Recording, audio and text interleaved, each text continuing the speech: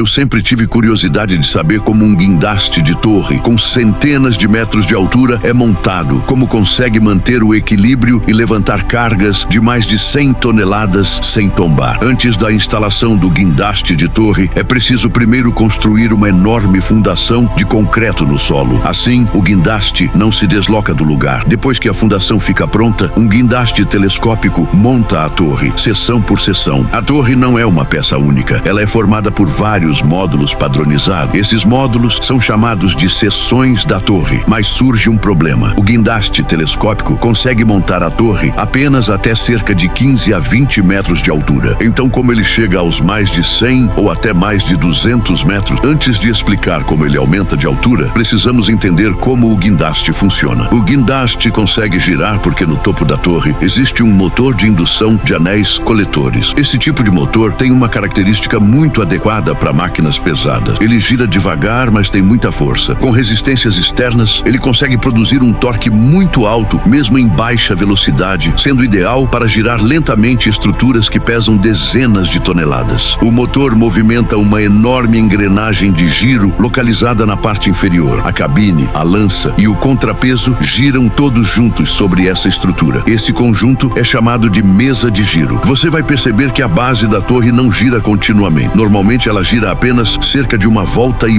antes de ser parada por um interruptor de limite. Se continuar girando, os cabos elétricos seriam torcidos até se romperem. Na parte da frente fica a longa lança, que pode alcançar até 70 metros. Se existisse apenas essa lança apontando para frente, o próprio peso faria o guindaste tombar. Por isso, na parte traseira existe uma contralança, onde são instaladas de 15 a 20 toneladas de contrapeso. O objetivo é manter o centro de gravidade sempre sobre a torre principal. Se o centro de gravidade sair da torre, o guindaste pode tombar. Quando está sem carga, por causa do peso do contrapeso, a torre fica levemente inclinada para trás, pronta para compensar a carga na frente. Na lança, existe também um pequeno carrinho muito importante. Ele se desloca para frente e para trás sobre trilhos, movido por um motor que aciona um tambor. Por meio de um sistema de cabos de aço, com acionamento nos dois sentidos, um lado libera o cabo enquanto o outro recolhe, fazendo o carrinho se mover com precisão até a posição desejada. Como o operador, dentro da cabine a dezenas de metros de altura, não consegue ver exatamente onde o carrinho está, existem interruptores de limite nas extremidades do trilho. Quando o carrinho chega ao fim do percurso, o motor para imediatamente para evitar colisões. Justamente por causa da limitação da visão, normalmente o guindaste é operado por duas pessoas. Uma fica na cabine e a outra orienta tudo do solo usando rádio comunicador. O sistema que realmente levanta a carga não fica na ponta da lança, mas na parte traseira do guindaste. Ali também existe um potente motor de indução de anéis coletores. Ele movimenta um tambor por meio de engrenagens e vai enrolando o cabo de aço pouco a pouco. O motivo de conseguir levantar 100 toneladas não é porque gira rápido, mas porque gira devagar e produz uma força muito grande. Ao lado, existe também um freio. Assim que o motor para, o freio trava imediatamente. Caso contrário, uma carga tão pesada cairia em queda livre no instante seguinte. O cabo de aço sai dali, passa pela polia principal no topo da torre, onde existe um sensor. Se houver sobrecarga, o sistema emite um alarme e pode até desligar o equipamento para evitar danos ao guindaste. Mas por que quanto mais distante a carga estiver, menor é a capacidade de levantamento? Isso acontece por causa do momento de força. Quando o carrinho está perto da torre, a carga fica próxima da mesa de giro, produzindo um momento de tombamento menor, e o guindaste pode levantar até 100 toneladas. Mas quando o carrinho avança para a frente, a distância aumenta e mesmo que o peso seja o mesmo, o momento de tombamento cresce muito. Na ponta da lança, a capacidade pode cair para apenas 5 ou 6 toneladas. Se aumentar apenas mais 1 tonelada, existe risco de tombamento de todo o guindaste. Então, como o guindaste aumenta de altura? No meio da torre, existe um equipamento chamado estrutura de escalada. Ela parece uma enorme caixa envolvendo a torre e contém um sistema hidráulico completo. Quando é preciso aumentar a altura, toda a estrutura superior do guindaste transfere seu peso para essa estrutura. Depois, o sistema hidráulico entra em funcionamento e levanta lentamente toda a parte superior. Quando surge um espaço entre as seções, uma nova seção da torre é inserida pela lateral e fixada no lugar. Se uma elevação não for suficiente, o processo é repetido. Assim, o guindaste vai crescendo seção por seção. Quando a torre atinge grandes alturas, ela precisa ser presa ao prédio em construção por meio de dispositivos de ancoragem. Caso contrário, uma ventania forte pode transformá-la em uma enorme alavanca e fazê-la tombar. Por isso, quando a velocidade do vento ultrapassa 40 km